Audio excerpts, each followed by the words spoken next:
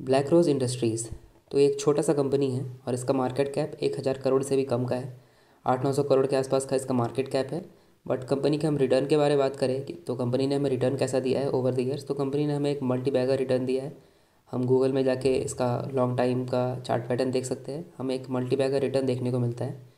But अचानक ऐसा क्या हुआ कि आज कंपनी का जो स्टॉक प्राइस है वो 10% से भी ज़्यादा डाउन है। तो इसका एक मेन रीज़न जो मुझे लगता है कि वो है कंपनी का रिज़ल्ट। तो हम लोग देखते हैं कि कंपनी का रिज़ल्ट कैसा रहा। तो हम यहाँ पे देखेंगे कंपनी का कंसोलिडेटेड रिज़ल्ट, और कंसोलिडेटेड रिज़ल्ट देखने से पहले हम देख लेते हैं कि फिगर्स जो भी है वो किस में है। तो यहाँ पे आप देख सकते हैं जो भी फिगर्स है, यहाँ पे फिगर्स इन लैक्स है एक्सेप्ट ईपीएस, क्योंकि जो भी ईपीएस हमें देखने को मिलता है वो हमें हमेशा रुपीज़ में देखने को मिलता है। तो देखते हैं कि कंपनी का रेवेन्यू, एक्सपेंडिचर और नेट प्रॉफिट और ईपीएस कैसा रहा। तो टोटल रेवेन्यू की बात करें तो कंपनी का टोटल रेवेन्यू इस क्वार्टर में हमें 10,500 के आसपास देखने को मिल रहा है, और पिछले क्वार्टर में ये 12,000 के आसपास था। और हम अगर सेम क्वार्टर में बात करें पिछले साल की तो ये 9,800 के आसपास देखने को मिल रहा था। तो ईयर ऑन ईयर अगर हम देखें तो कंपनी ने अच्छा परफॉर्मेंस किया है, बट क्वार्टर ऑन क्वार्टर 2,000 1,500 के आसपास हमें कंपनी का परफॉर्मेंस गिरता हुआ देखने को मिल रहा है। कंपनी का एक्सपेंस हम देखते हैं, टोटल एक्सपेंस कैसा रहा। तो कंपनी का टोटल एक्सपेंस हम यहाँ पे देख सकते हैं कि 9,354 है, और पिछले क्वार्टर में 10,668.99 था।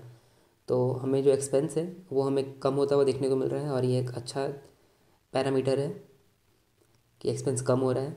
और ईयर ऑन ईयर भी अगर हम देखें तो बहुत ज़्यादा हमें एक्सपेंस बढ़ता हुआ देखने को नहीं मिल रहा है। अब आते हैं हम कंपनी के प्रॉफिट पे। तो कंपनी का नेट प्रॉफिट कैसा है, कॉलम नंबर 9 पे आप देख सकते हैं। नेट प्रॉफिट जो भी हम निकालते हैं वो यहाँ पे सारा जो इस कॉलम में रहता है, इनकम टैक्स या फिर डिफर्ड इनकम टैक्स टैक्स जो भी होता है वो सब घटाने की बात का होता है। तो देखते हैं कंपनी का नेट प्रॉफिट कैसा रहा।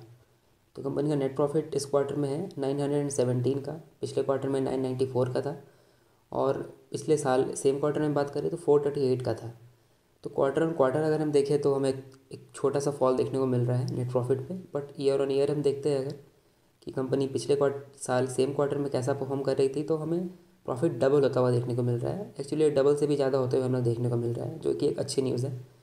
अब हम देखते हैं कंपनी का ईयर ऑन ईयर परफॉर्मेंस कैसा है। तो ये रहा कंपनी का ईयर ऑन ईयर रिजल्ट।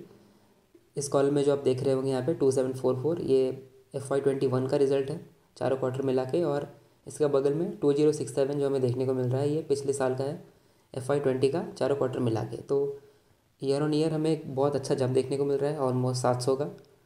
तो इट्स अ गुड नंबर। और बात करते हैं कंपनी की ईपीएस की हम। तो कंपनी का बेसिक ईपीएस, डाइल्यूटेड ईपीएस आप यहाँ पे देख सकते होंगे। तो हम बेसिक ईपीएस देखते हैं। तो कंपनी का बेसिक ईपीएस इस क्वार्टर में 1.80 का है, 1.80 रुपीज़, और पिछले क्वार्टर में 1.95 रुपीज़ का था। तो एक छोटा सा फॉल हमें देखने को मिल रहा है। बट अगर हम सेम क्वार्टर में देखें पिछले साल, तो जो ईपीएस था वो 0.86 रुपीज़ था सिर्फ। तो ईयर ऑन ईयर अगर हम क्वार्टरली रिजल्ट देखते हैं तो एक अच्छा जंप देखने को मिल रहा है। ईपीएस भी हमें मोर देन डबल होता हुआ देखने को मिल रहा है। और ईयर ऑन ईयर अगर हम यहाँ पे देखें FY21 FY20 को कंपेयर करके, तो इस साल का जो ईपीएस है वो 5.38 रुपीज़ है, और पिछले साल का जो ईपीएस था वो 4.05 रुपीज़ था। तो ओवरऑल कंपनी का रिजल्ट तो मुझे अच्छा लग रहा है देखने को। इतना बड़ा फॉल आ रहा है, मे बी एक चांस है कि हम एंट्री ले सकते हैं। और कंपनी बहुत अच्छा रिटर्न दे रही थी इतने दिनों से, तो एक प्रॉफिट बुकिंग भी हमें हो सकता है कि ये देखने को मिल रहा है यहाँ पे, इसलिए इतना बड़ा फॉल आया है। तो मुझे नहीं लगता कि कंपनी के साथ कोई प्रॉब्लम है। कंपनी का रिज़ल्ट बहुत अच्छा लग रहा है मुझे। और लॉन्ग टर्म इन्वेस्टर एक बार सोच सकते हैं इस कंपनी में आने का। बट एक चीज़ हमें हमेशा याद रखना है और ध्यान में रखना है कि कंपनी एक छोटी सी कंपनी है। ये कंपनी एक स्मॉल कैप कंपनी भी हम नहीं बोल सकते इसे, ये एक माइक्रो कैप टाइप की कंपनी है। तो इन्वेस्ट करने से पहले अपने एडवाइज़र से आप बात कर लीजिएगा, या फिर अपना रिसर्च, अगर आपको रिसर्च करना आता हो तो प्लीज़ अपना एक रिसर्च करिए, क्योंकि पैसा आपका लगने वाला है। तो रिसर्च करने के बाद ही पैसा इन्वेस्ट करना बहुत सही रहता है। सो मेरे हिसाब से कंपनी का रिज़ल्ट ठीक ठाक है और बेटर देन एक्सपेक्टेड है। मुझे तो अच्छा लगा रिज़ल्ट।